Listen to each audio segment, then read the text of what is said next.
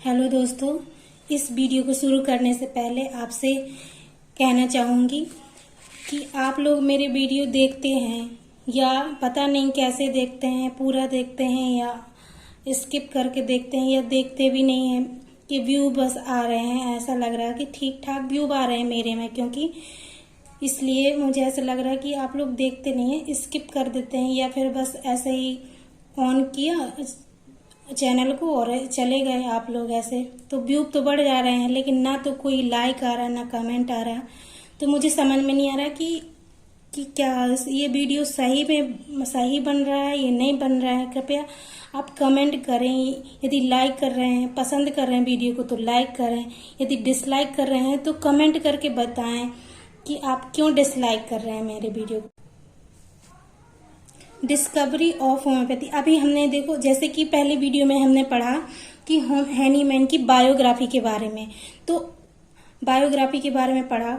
उसमें हमने पढ़ा कि उनकी लाइफ से रिलेटेड बहुत सारी जानकारियां, उनकी बर्थ, उनकी डेथ, उनकी मैरिज, उनके फैमिली और उनकी पढ़ाई के बारे में, ये सब पढ़ा। अब हम पढ़ेंगे डिस्कवरी ऑफ होम्योपैथी।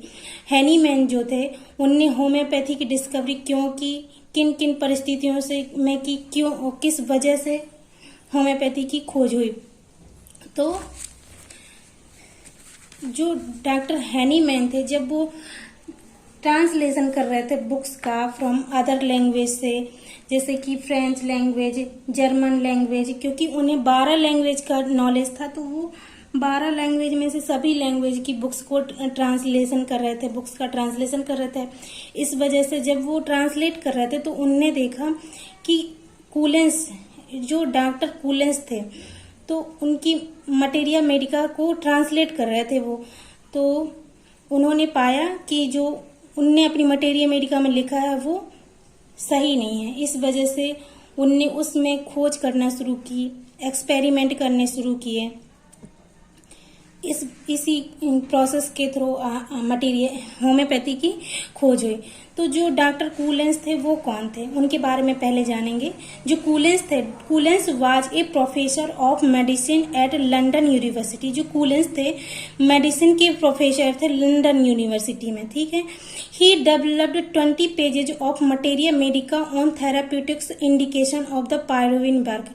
उनने क्या किया, जो थेराप्यूटिक्स इंडिकेशन पायरोविन बार्क है या सिंकोना बार्क है, उसके ऊपर 20 पेज की मटेरिया मेडिका लिखी।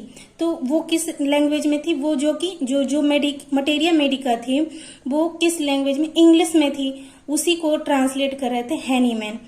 तो उनने क्या लिखा अपनी मटेरिया मेडिका में, जो सिंकोना बार्क है उसके कड़वेपन की वजह से वो इंटरमिटेंट फीवर को ट्रीट कर रहा है। उनने अपने इंटरमिटेंट फीवर के ट्रीटमेंट की सक्सेस को एक्सप्लेन किया उसमें।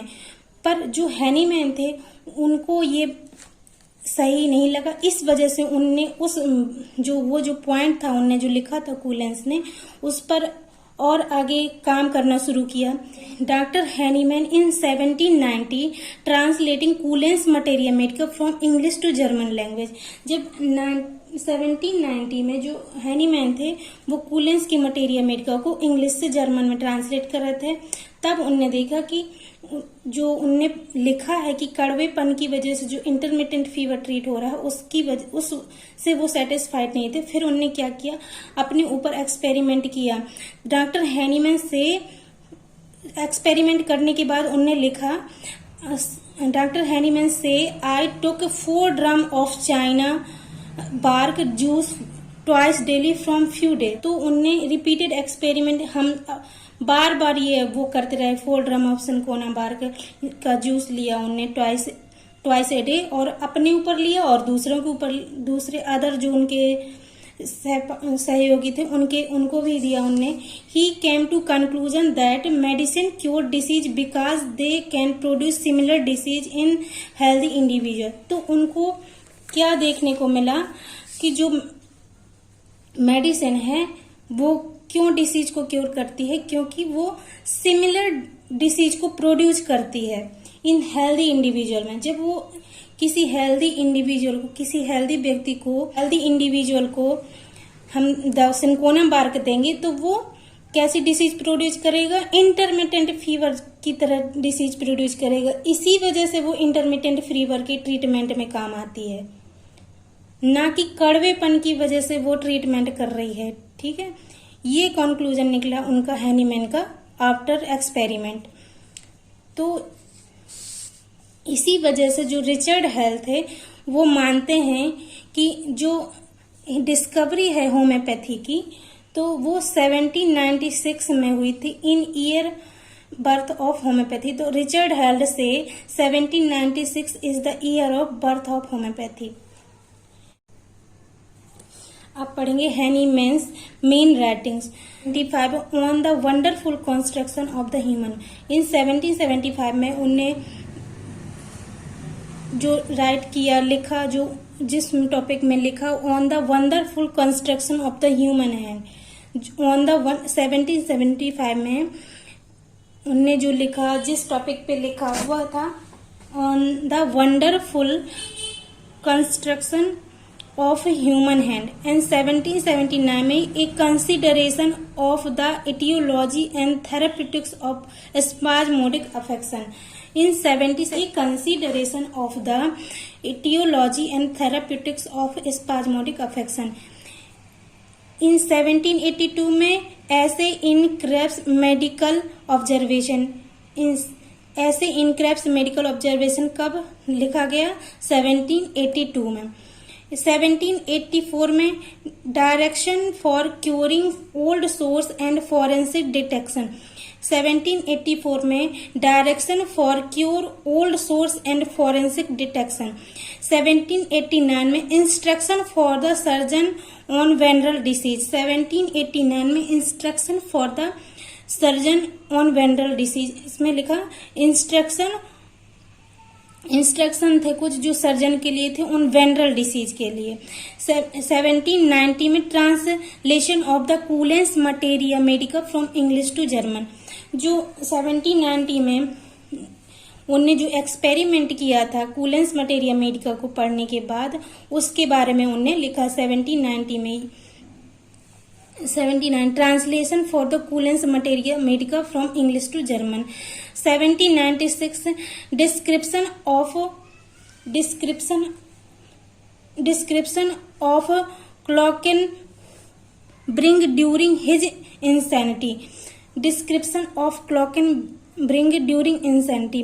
1976 में उनने इंसैनिटी के बारे में लिखा ऑफ क्लॉकेनब्रिंग की। ठीक है। 1797 में are the obstacle to the attainment of simplicity and certainty in the practical medicine insurmountable। वह रिचर्ड हेल्ड से 1796 को माना जाता है कि ये in year of birth of homoeopathy, तो इसको हमने ऐड किया हुआ है। 1796 is the year of birth of homoeopathy. आगे 1797 antidotes to some heroic vegetable medicine. तो 1797 में क्या था? Antidote to some heroic vegetable substance. 1801 में cure and prevention of scarlet fever. Cure and prevention, जो क्योर है स्कारलेट फीवर का cure क्या है एंड प्रिवेंशन क्या है। 1803 में on the effects of coffee के बारे में लिखा। On A proposed remedy for hydrophobia। On A proposed remedy for hydrophobia के बारे में।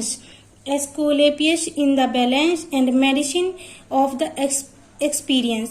1808 में on the value of the speculative system of medicines especially constructed with the ordinary practice which is joined to it।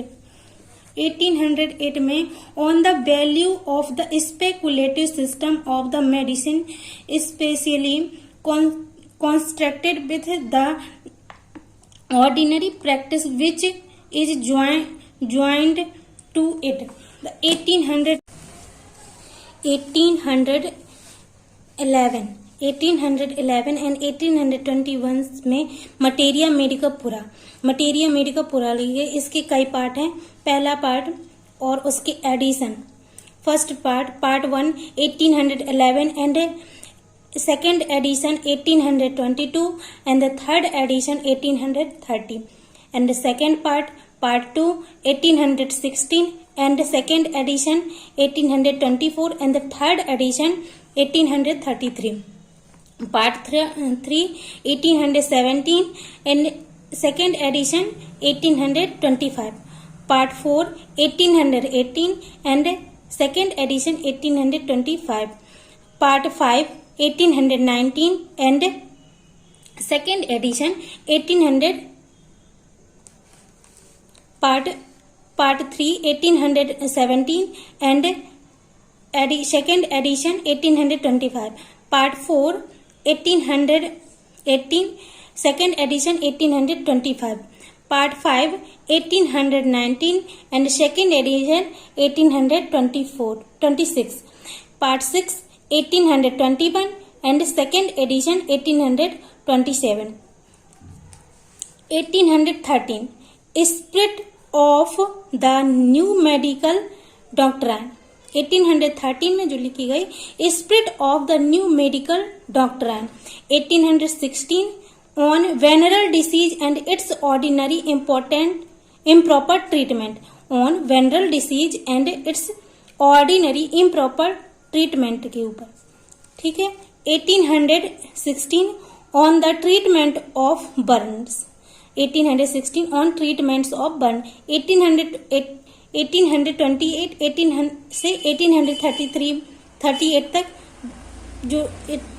जो लिखी गई chronic disease. ठीक है।